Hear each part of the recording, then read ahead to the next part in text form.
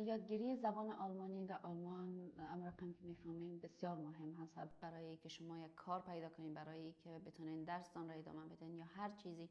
وقتی که در آلمان زندگی میکنین یاد گرفتن زبان آلمانی بسیار مهم و حیاتی هست.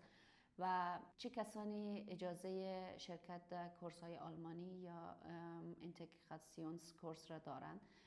یک دوره کورس اینتگراسیونز کورس یا کورس ادغام معمولا 600 ساعت و بعضی وقتا تا 900 ساعت طول میکشه که شما حقی را دارین که میتونین شرکت کنین. و همچنان بر علاوه از اون 100 ساعت دیگه هم برای اوریینتیرونگسکورس که در مورد مسائل حقوقی، مسائل تاریخی آلمان یا ای که زندگی در آلمان هست به شما داده میشه و شما میتونین از این شانس استفاده کنین. و کسایی که در آلمان کار نمیکنن و پناهجو هستن اونا پولی پرداخت نمیکنن از خاطر اینتگراسیونز کورس ها. و در آخر شما باید هدف ای است که شما باید B1 را بگیرین. چه افرادی حق اشتراک در این کلاس ها را دارند؟ پناهندگان تایید شده با اجازه اقامت، پناهندگانی که دارای مجوز اقامت برای پیوست به خانواده هستند، پناهندگانی که دارای مجوز اقامت به دلایل دیگه در آلمان هستند و کسایی که منتظر رسیدگی به وضعیت اقامتشان هست و اجازه اقامت فعلی را دارند میتونن در این کورس ها شرکت کنن. و اگر که شما در این کورس ها شرکت کنید، اداره مهاجرت وقتی که به شما اجازه اقامت را صادر میکنه برای شما اجازه ایرا میته که شما به Berechtigungsschein داشته باشین یا امی گواهی واجد شرایط بودن که شما میتونین در این کورس ها شرکت کنین.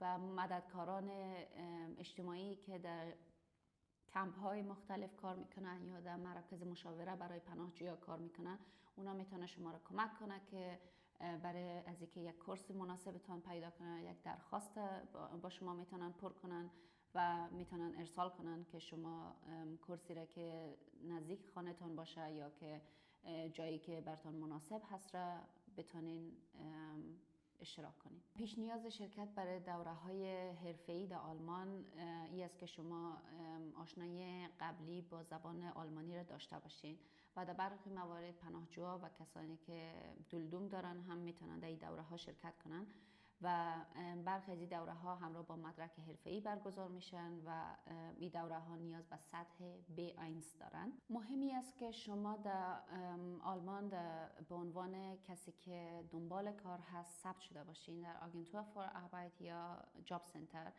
و شما یا باید شاغل باشین، شغل داشته باشین یا که نیاز به این دوره ها و این کورس ها رو داشته باشین به خاطر اینکه بتونین مدارکتان را به رسمیت بشناسین یا و پس آن ازش استفاده کنین و یا هم که آموزش حرفه‌ای خود یا اوسبیلدونگ خود بتونین با موفقیت سپری کنین. شما در این کورس ها نیاز دارین. برای که آلمانی را بهتر یاد بگیرین و در آلمان بهتر وارد جامعه شوین، شما میتونین بر علاوه کورس های آلمانی میتونین از کانال های یوتیوبی که هستن و در اونا آلمانی رو یاد میدن، شما میتونید در اونجا استفاده کنین.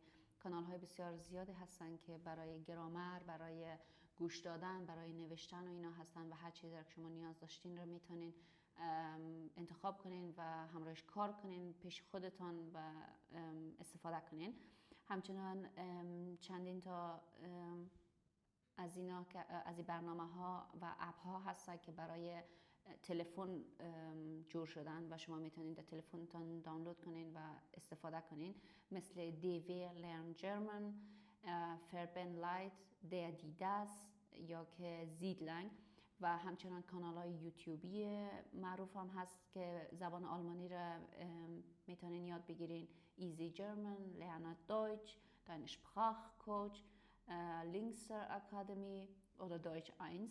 اینا کانال های یوتیوبی هستن که میتونین در اونجا آلمانی یاد بگیرین و تمرین کنین. و به زبان فارسی هم کانال های در یوتیوب هستن که آموزش آلمانی را دارن، مثل آلمانی با ندا و در دویچ میت سامی و شما میتونین بر علاوه اینا خودتان هم بگردین و از کسای دیگه یا کانال های دیگه ای که زبان آلمانی را به فارسی آموزش میتونن میتونین استفاده کنین و به طور روزانه پیش خودتان تمرین کنید.